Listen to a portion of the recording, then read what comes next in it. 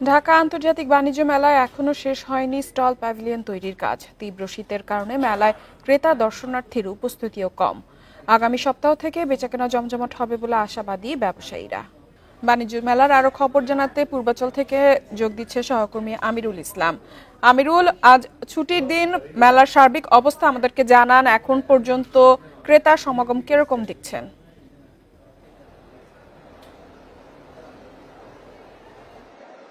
29তম ঢাকা আন্তর্জাতিক বাণিজ্য মেলা চলছে এবং আজকে সেই বাণিজ্য মেলার চতুর্থ দিন এবং এই দিনে কিন্তু বাণিজ্য মেলাতে যেরকম মেলার মধ্যবর্তী সময়ে যেরকম সমাগম থাকে মানুষের, দর্শনার্থী বা ক্রেতাদের, আজকে কিন্তু সেই সব দর্শনার্থী বা ক্রেতাদের সমাগম অনেকটাই কম।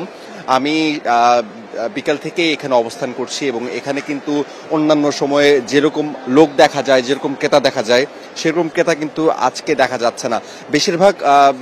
বেশিরভাগ মানুষই দর্শনার্থী হিসেবে এখানে ঘুরতে এসে আবার চলে যাচ্ছেন। আমি কয়েকজন ক্রেতাদের সাথে কথা বলেছি, তারা বলছেন যে তাদের আসলে পণ্য কেনার যে একটা আকাঙ্ক্ষা সেটি অনেকটাই কমে গেছে। তাদেরকে জিজ্ঞেস করার পর তারা বলছেন যে আসলে মূল্যস্ফীতির চাপে পণ্যের দাম আজকের এবারের যে বাণিজ্য মেলা সেখানে অনেকটাই বেশি। সাধারণত অন্যান্য বাজারে, মেলার বাইরের যে সব মার্কেট রয়েছে সেসব মার্কেটে পণ্যের দাম যেরকম দেখা যায়, আজকের এবারে বাণিজ্য মেলায় কিন্তু সেই সব পণ্যের দামই 100 থেকে 150 টাকা বেশি।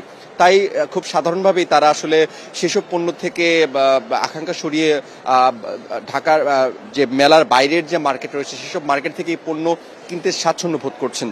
তাছাড়া আমরা আসলে বিভিন্ন বিক্রেতাদের সাথেও কথা বলেছি, তারা বলছেন যে এবার যে বাণিজ্য মেলা রয়েছে, এবার মূল্যস্ফীতির চাপের কারণে খরচটাও অনেকটা বেশি হয়েছে স্টল বসানোতে। তারা বলছেন যে গতবার থেকে এবার অনেক গুণ খরচ বেশি হয়েছে স্টল বসানোর ক্ষেত্রে, সেই জন্য পণ্যের দামটাও তারা একটু বেশি রাখছেন।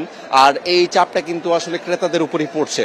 আমরা আজকের বাজারে দেখছি যে যেসব পণ্য রয়েছে 150 থেকে 100 টাকা থেকে ধরে হাজার হাজার টাকার পণ্য এখানে উপস্থাপন করা হয়েছে। তবে 362টি স্টল এবং পেভিলিয়ন বসানোর যে কথা রয়েছে সেসব পেভিলিয়ন কিন্তু এখন পর্যন্ত স্থাপন করা হয়নি।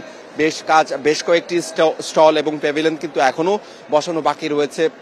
আমরা যে কর্তৃপক্ষ রয়েছে সেসব কর্তৃপক্ষের সাথে কথা বলেছি, তারা বলছেন যে আগামী সপ্তাহের মধ্যেই এইসব স্টল এবং পেভিলিয়নের কাজ শেষ হয়ে যাবে এবং তখন থেকেই যে ক্রেতা এবং দর্শনার্থীদের সমাগমটা আরো অনেকটা বাড়তে শুরু করবে।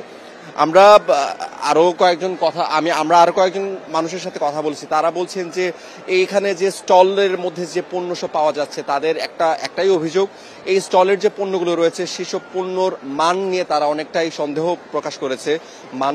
তারা বলছেন যে এখানে খুব নিম্নমানের পণ্য পাওয়া যাচ্ছে, যেগুলো আসলে তাদের প্রত্যাশিত না। এই ছিল তিথি আমার কাছে সর্বশেষ। আমিরুল, আমাদেরকে সবশেষ খবর জানানোর জন্য আপনাকে ধন্যবাদ।